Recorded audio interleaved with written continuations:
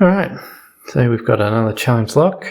This is by The One, currently known as Top of the Pick. I believe they changed their name. So this is called 15 past 3. So it's a Zeiss icon, and you can see from the bottom, 5 pins. It's got this nifty screw in here, so it can't turn counterclockwise. It can only go clockwise, and it goes to, yeah, just a 90-degree turn is what you get, or, 15 past 3. So this lock, I have not gutted yet. I have picked it a couple of times now. It did give me quite a bit of a difficulty, but I think I've got it mostly sorted. I'm actually going to use bottom of the keyway. It's very unusual for me down here. Really need all the room up at the top. And I'm not using the Deforest Diamond, which is what I tried to pick this with for a very long time. Got really sort of nowhere. So I'm in fact using some Sparrows SS Dev picks. So let's see if we can get this open today. So it starts with a good click out of 1. And then what else we got? There's this really low pin here that just, right on like 2, that just doesn't go. It's just rock solid unless you counter rotate it out manually. So I was trying to avoid that, assuming it was just a really low lift pin, and that was getting me nowhere trying to get under it. Tap on 1 again. It's got a very kind of annoying keyway too.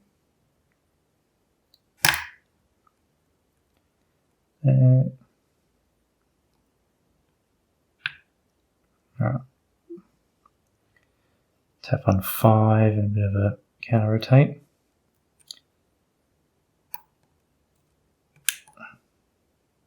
Counter rotating on 4.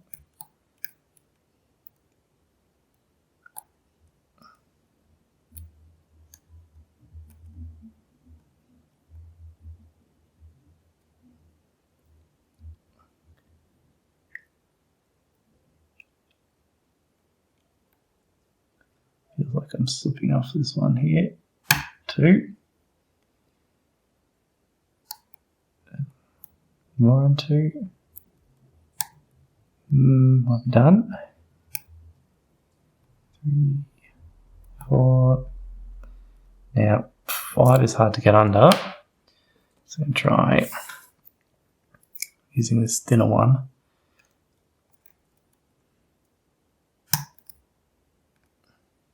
There we go, gets under that.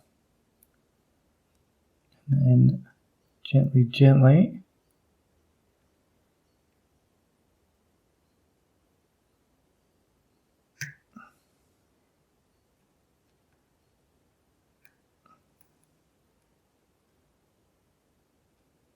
feeling for that gentle counter rotation.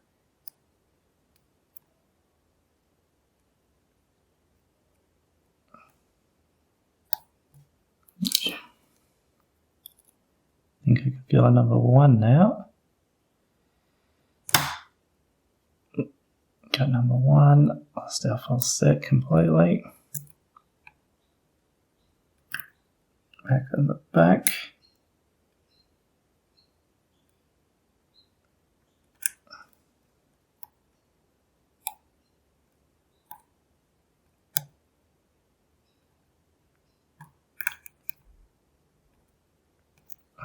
Get back to the thin one.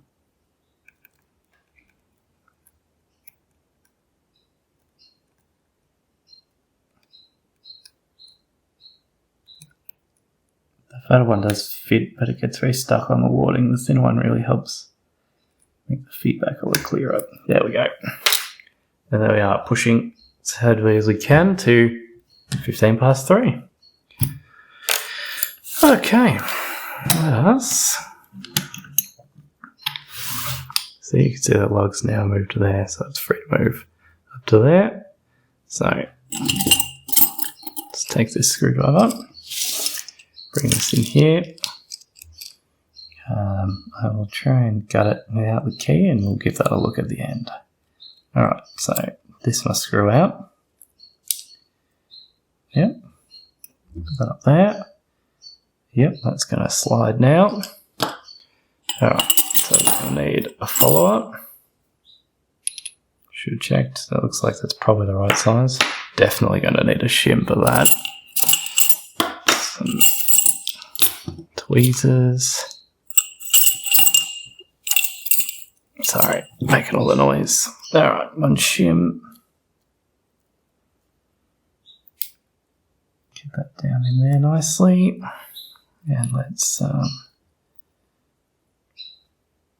dump this out. Okay. So, we go five pins. As we can see, it sort of gives you a hint of the bitting there anyway. There's some countermilling, maybe threading. Does look like it's a bit worn from use. Let's dump these key pins out, see what we've got going on. One. Bit of a spooled pin there. Whoa, two. What's going on here? Two's a pin in, pin, T-pinny mess.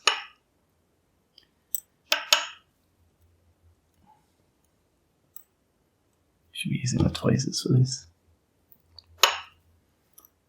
4.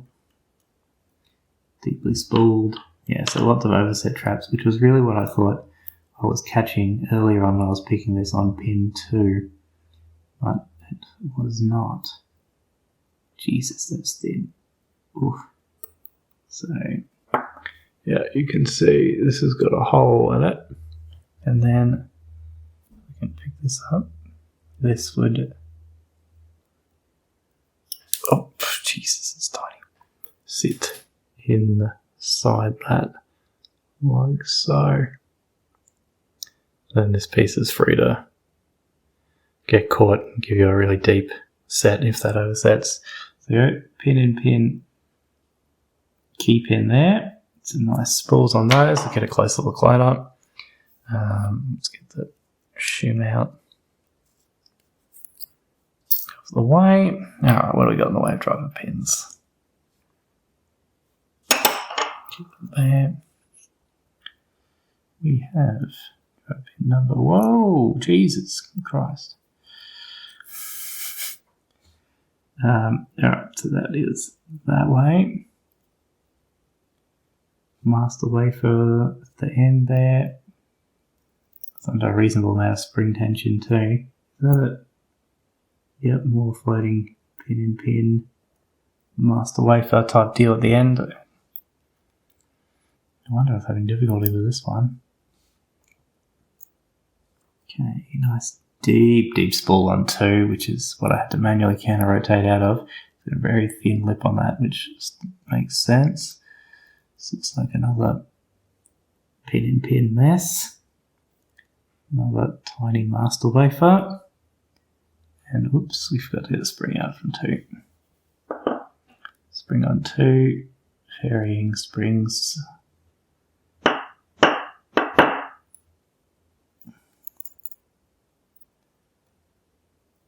Spring on 3, alright. Pin 4.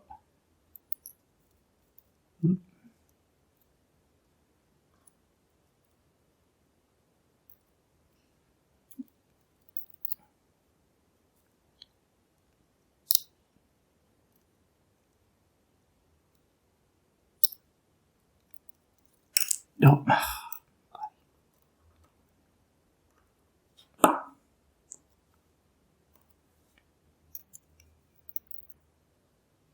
Really forcing them out of that keyway there. Alright, now let's just see. Have we got anything special going on in the Bible? 1, nothing, 2, 3. No, that feels standard. That looks, oh,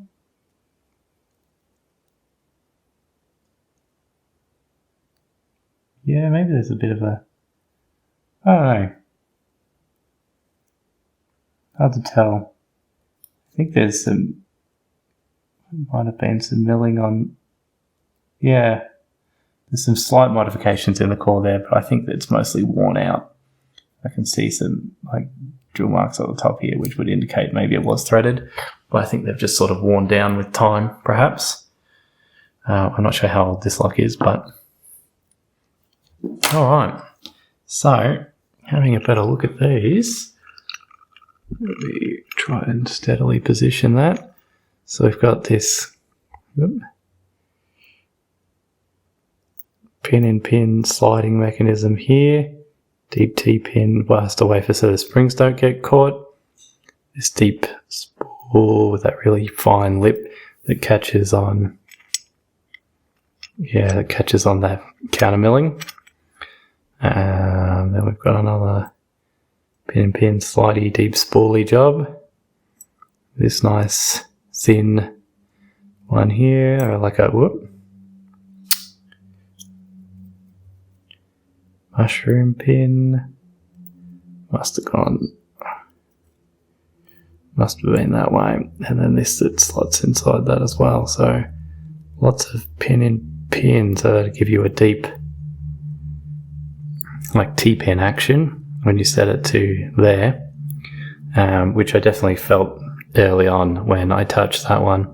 You get quite a bit of core rotation, so it's just this inner piece lifting up, but not the outer section. And then, yeah, so there you go. That's interesting. So once again, that was, oh no, we need to look at the key. I mean, we've seen the bitting already, but I do like to look at a key. If we can get it open, it's mightily taped up.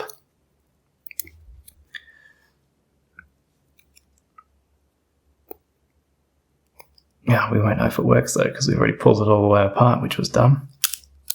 Maybe I'll just, let's see, can we get this off?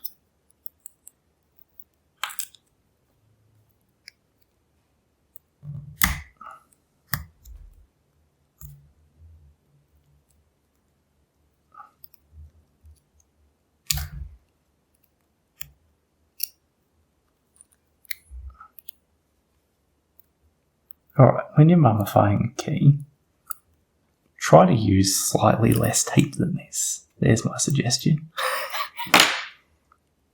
See if we can pry this off with the gut wrench.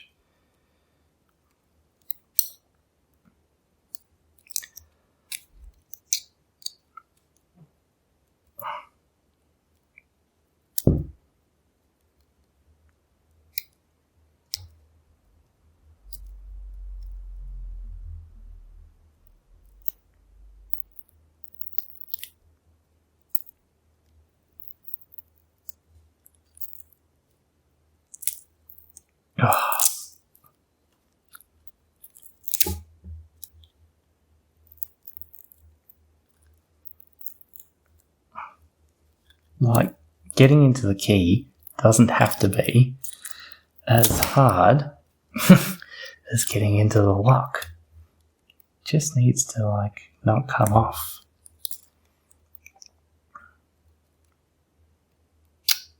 Need to get a knife out. Alright, I'm going to cut that short. I'm going to open this up and verify it works once I put it back together. Okay, got it back together again. Can I just say, that was really annoying to get those pins back in there. There we go. That's the key, which works beautifully. And it looks like this. It was very, very annoying, even with a knife, to get that tape off. Let's give you a view from the other side. I'll give it a good scrub down to get all the sticky residue off it too. It's nice if you put a piece of paper along both sides and then tape around it, and that way with just a bit of tape on the head here, so it only has to grip in a little bit and then it just slides off. Makes it a lot easier to remove. Borky. Anyway, there we go. That's the end of that one.